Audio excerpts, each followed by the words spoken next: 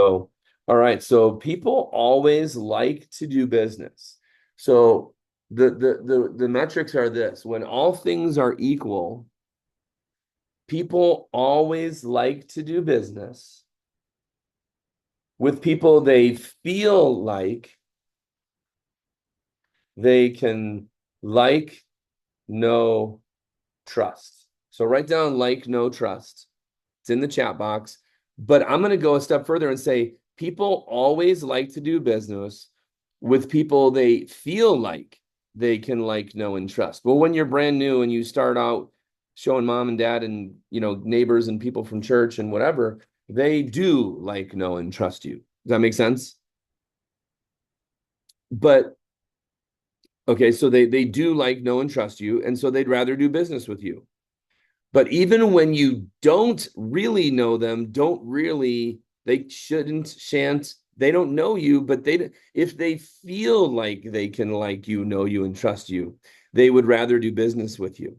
So the reason I write the feel like, I put feel like in front of that, because when you have a really cool server at a restaurant, a really cool, a really cool police officer who pulls you over for a speeding ticket, but you feel like you can like, know, and trust that guy, for some reason, it's a pleasant experience and you got a speeding ticket, right? Like you like to do business with a lawyer, a teacher, a dentist, a doctor. They call it bedside manner, nurses, right? Professors, teachers.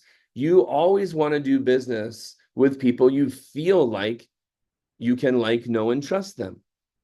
Well, that is exactly why we share our goals. That's exactly what we share. If I'm Rashay, if I'm Megan, I would talk about my kids. I would talk about, hey, I work from home because I've got two kids under 5, or I'm supporting a family and my kids are in and out of the house. They're teenagers, they're going to high school. I'm getting to the football games, I'm taking them to practice, getting them to the dentist and the orthodontist. And I've got a young kid named Colton, right? Allison, I think, right? If I'm not mistaken. But it's like you share what you're working for, because it allows someone who you don't know, if you've been referred to them, it allows them to like you, know you, and trust you more. Make sense? And that right there is huge. Okay. Because there's two sales being made. In the case of a doctor, in the case of a professor, you're selling people. There you go. Colton's going to be 1 on Wednesday. That's awesome. So there's two sales being made. You're selling Cutco, but if they don't feel like they can like, know, and trust you, they're not going to buy Cutco. It's really important to understand that people like to do business with people they like, know, and trust. You will sell more Cutco, because some new reps think it's manipulative, or they feel like they're doing themselves, like it's cheesy, or whatever mentality they have about sharing their goals, that they shouldn't do it because it's manipulative. No, they need to like you. They need to trust you. They need to know you. They need to feel like you're the knifeologist.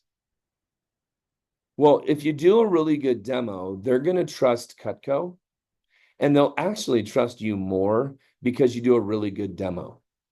So we say memorize, internalize, and personalize. You memorize something so that you can internalize it, so it's in you, and then you can personalize it. And that's how you can personalize the demo, Megan, with your goals and share what you're working for. That's not a scholarship, but it's also memorize the demo so you can internalize it, so that you can personalize it when they take you off script. They can take you off script, and then you can meld yourself back into the script. You can say, oh, you cook this way? Then I would suggest this. You can be a knifeologist when you know the basics. So Cutco's so good, and the script is so good, that it sells Cutco by itself. But if they don't trust you, if they don't feel like they like you, you're missing the sale of yourself. You can't be a Cutco robot, and that's why you ask that question. It's really important. Sharing your goals about taking care of your family, supporting, your schooling, supporting your financial situation, your bills. You're going for trying to save money to go take your family on a vacation. You're trying to save money to buy a new house. You're trying to, they like, it makes you're endearing. It endears them to you, if that makes sense. Okay.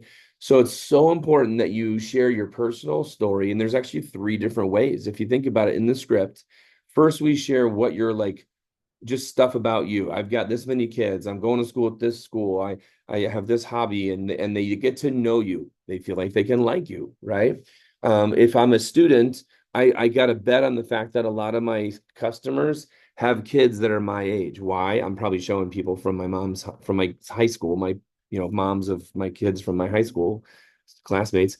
So there's that element of it, where they make it so they like you. But when you're working for something that isn't just money, that's worth writing down. When you're working for something that isn't just money. Now, money is the currency that we use to get other things that we want in life: security, a home, scholarship, pay for my college, pay for my mission, pay for my Harley Davidson, pay for my vacation, pay for my kids, take care of support my family, not be a financial burden on my parents. That's the way I would say it if I'm a younger person. I don't want to be a financial burden on my parents. I want to pay for my own schooling, pay for my own mission, pay for my own, whatever it is, right?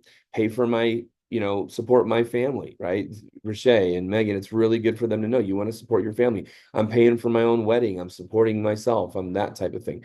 That makes them so they can trust you. Like you're not just trying to, get money, right? So they like you. And when you share yourself in the demo and in the beginning of the demo, but throughout the demo, share yourself as a human, they trust you more, they like you more. So cool, so important, so crucial for referrals, right? Sharing your goals isn't just about selling. Sharing your goals makes them want to get you sales. Isn't that funny? Sharing your goals isn't just about selling, it's about getting more sales. And you get more sales by getting more appointments. You get more appointments by getting more referrals. So sometimes I would get the fattest list of referrals from someone who didn't buy because they're like, oh my gosh, man, this Sterling, honey, this kid is working so hard. And they're literally not even talking to you. You're on Zoom, you're in person. And they're like, they ignore you. Honey, we got to hook Sterling up. He's trying to pay for his wedding, and he's got school. He's at Utah State. And he just, wait, are you engaged or are you married? You're engaged.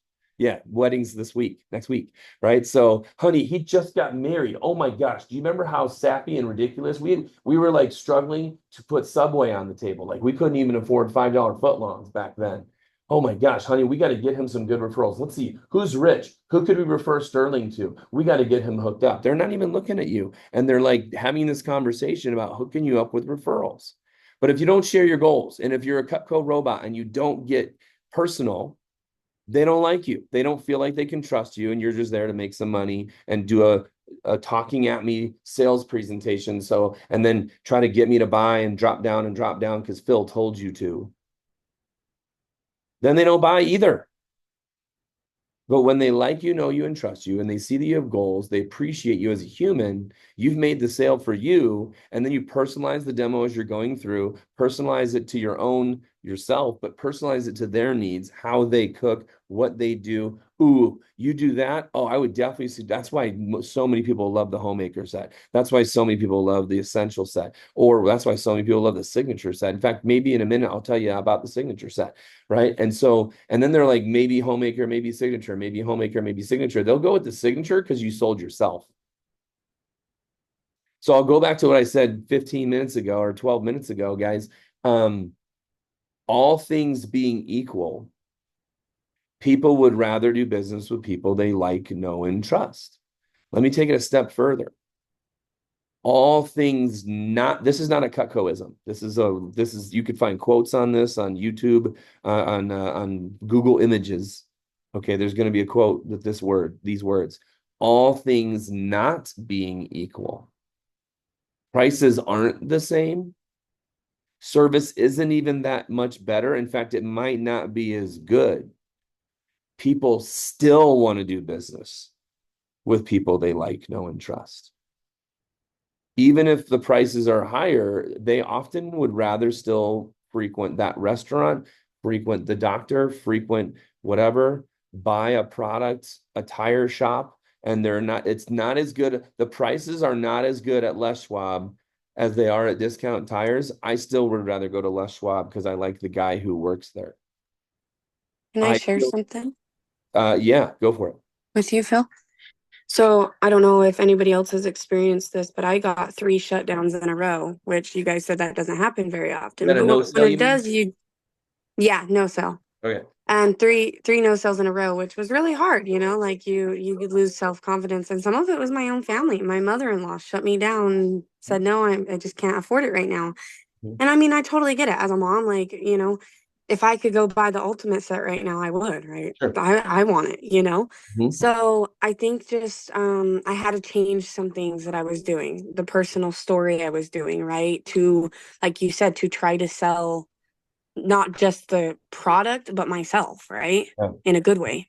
Yeah. So I do like what you're saying because I had to experience that. Because you were nervous and stuff like that. Yeah.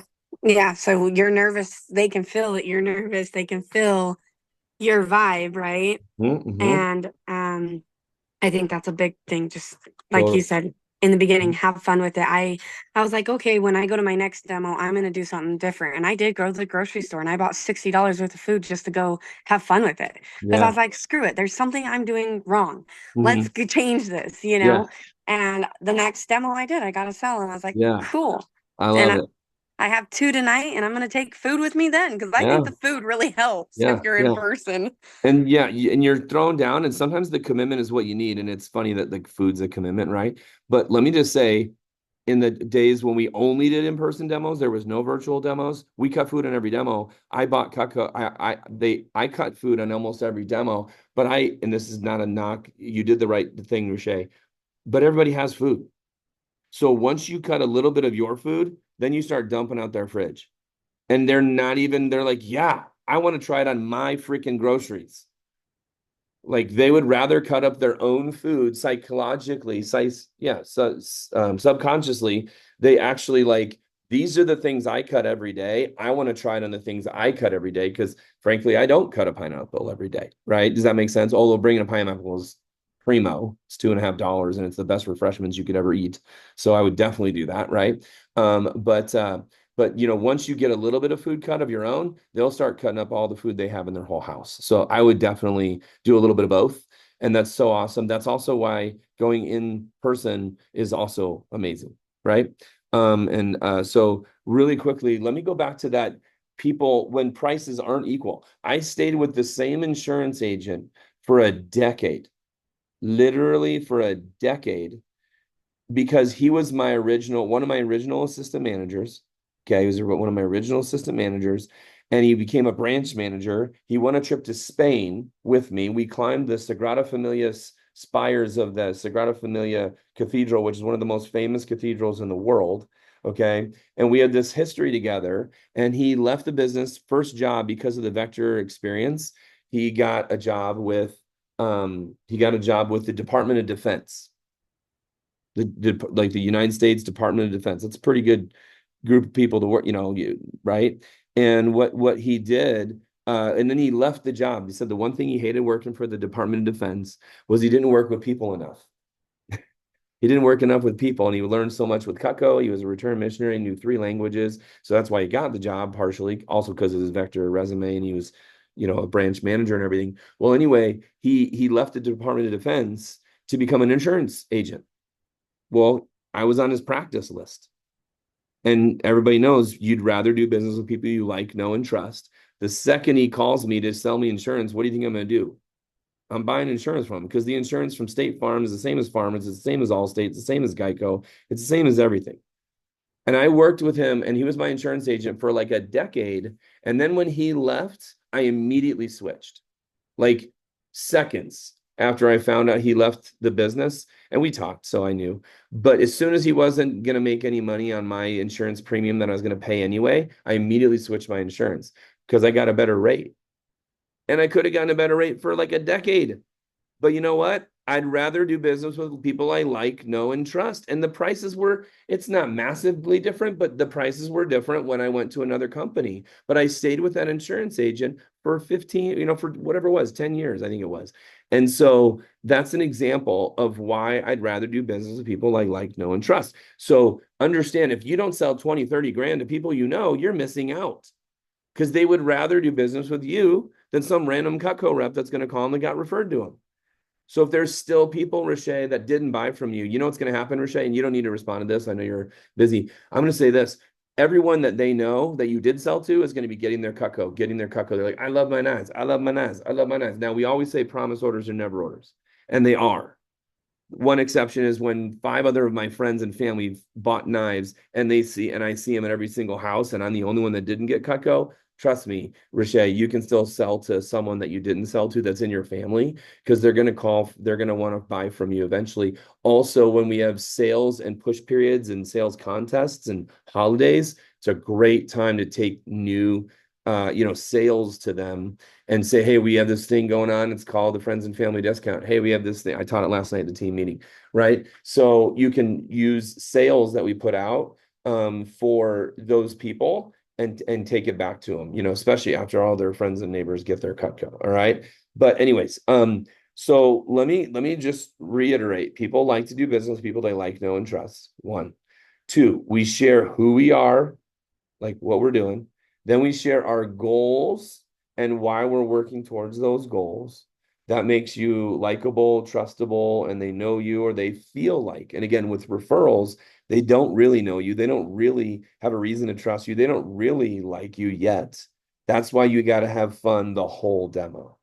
And we talk, and then let me throw in cooking rapport. Okay. I'm gonna show this. I'm gonna rapport with 3 P's. Okay. What I'll say is this: throughout the demo, I used to say it this way: all selling happens before page 9. So if you want to put that in your manual, in your mind, all the selling takes place before page 9. If you think you're selling when you're asking for the order and dropping down, that is not where you're selling. That's where you think you're like closing the sale, and you're like, then if you have issues with that, you got to get behind those. You got to get beyond those issues. What you're really doing is you're finding the right value price combination from page 9 to page 12. When we show the homemaker, ultimate signature, galley set, starter sets, 5-piece, 3-piece, 2-piece, 1-piece. That's literally the order. Or when they already have Cutco and you make a $1,500 like list, drop down to a $1,200 like list, drop down to an $800 like list, drop down to a $550 like list, and then you sell the $400 like list. That whole process, that's just me walking around the store shopping for pants. When you walk around the store and shop for pants, no one's closing you. You're just walking around and finding the right pants. You're finding the right phone. You're finding the right iPad. You're finding the right car. You're finding the right house. You're finding the right suit. You're finding the right outfit, finding the right makeup, finding the right groceries. That's what dropping down is. So let me go back and put it in the chat. All the selling takes place page 1 to 9. If you build the value through the roof, when you're not asking for the order, that's the selling you want to be doing. So what do I mean by that? You should be like, oh my gosh, everybody loves this knife. Oh my gosh, my grandma loves the cheese knife. Holy cow, before I even started selling Cutco, my neighbor had a set with this knife in it. She loves this knife. And my mother-in-law just got her knives. She loves these 3 pieces from this set. And this is one of her favorites. This is one of my favorites. And like share third-person stories, right? Third-person stories, even if they don't know who those people are. So it's like your friends, your family, who you know well about their Cutco, or whoever referred you to them is a huge one. Like if their friend has a homemaker set, if their friend has an ultimate signature or 3 knives, Miss Jones, this is one of the reasons why this knife is one of her favorite knives. This is one of the reasons why this knife is one of her favorite knives. This is one of the reasons why this knife is one of her favorite knives. If I know my friend loves these 3 pieces, I'm getting a set with at least those 3 pieces. And I'm going to say it that way. Don't just sell the 3 pieces. Just realize when you say these 3 pieces are 3 of her favorites, you say each one is one of her favorites, she's going to be thinking that actually builds enough value that they're thinking, I need to buy a set with those 3 knives. Because you have a leg up when you can share all those third-person stories. So you should share third-person stories like crazy. No one likes to be first, right? No one likes to be last, and no one likes to be left out. Who's ever heard of FOMO, right? Nobody likes to be left out, okay? So nobody likes to be first, no one likes to be last, and no one likes to be left out. So if you can share third person stories, this person loves this person loves it. This Susie likes the pearl handle. Betty likes the classic. Which do you prefer? That's awesome. You know, hey, you're a University of Utah fan. You know what? A lot of customers that are University of Utah fans, they love the red. And you've got this in your kitchen that's red, this in your kitchen that's red. You got a mountain bike in your office that's red. Do you think the red's better? And they're like, yeah, I like red. I got a red mountain bike. They might like the red knives because they like the red mountain bike. And how many red knives are there on the planet besides Cutco? There's not that many, right? So who knows, right? But either way, they don't like to be first, they don't like to be last, they don't like to be left out. So the more you can share that other people bought, other people love this set, other people love these knives, that makes them confident in the purchase. It's literally a macro and a micro economic principle. The macro is called consumer confidence. You ever heard of that? Watch the news. As soon as the election happens, everyone's going to be confident buying anything. Like the president's going to get elected, and now people will buy more stuff, right? So people are always more confident. It's a consumer confidence principle. Again, macroeconomics. Economics is my friend likes it, I like it, I buy it. My friend, my neighbor, my family members like it, I buy it. So when they see that other people are buying it. So it's not a talk here about third person stories, but when you can then also relate to how do they cook and why they would like XYZ, this knife, that knife, this knife, that knife. That's what they need to hear. That my friend, my neighbor likes this, that, and the other. If he likes that, I'll buy that. And again, when you cut this, when you cut that, when you do this, when you do that, right? That's why you should get this knife. So let me use the last thing is your suggestive selling. Okay. It sounds like I'm getting into risque stuff here. Suggestive selling. What I mean by that is where you say things like, you cut this, you do that. Oh my gosh, you should totally get this. Don't think that your hairdresser doesn't say that. Oh, you like this and you want this type of feeling when your hair, you should totally buy this $90 a bottle conditioner. They're selling to you when they're cutting your dang hair, right? Oh my gosh, I would suggest get this hair color, get this dye, get this conditioner. I would get this shampoo because your color and your hair will stay longer if you get this shampoo that's literally chemicals and impure. But it's whatever, right? But they're selling you $100 bottle of shampoo. Oh girl, you look so good in that when you're in the store. They're suggestively selling before they're asking you to buy it. They're like, oh, you look awesome, you should get this, you should get that. And don't think when you ask, I do this all the time, I'm 100% guilty of this because I don't want to deal with a menu. A menu is just 400 options on a menu. I walk in, I sit down, I say, what's the best thing that you like on the menu? They're like, my favorite. And guess what? It's never the cheapest menu item. So they're suggestively selling me one of their most expensive dishes. Sometimes it's not, and I'm happy to hear that. I'm like, awesome. But they're telling me what to buy, and they're the foodologists of that restaurant. Heck yeah, I'm going to listen to them. Heck yeah. You're the knifeologist.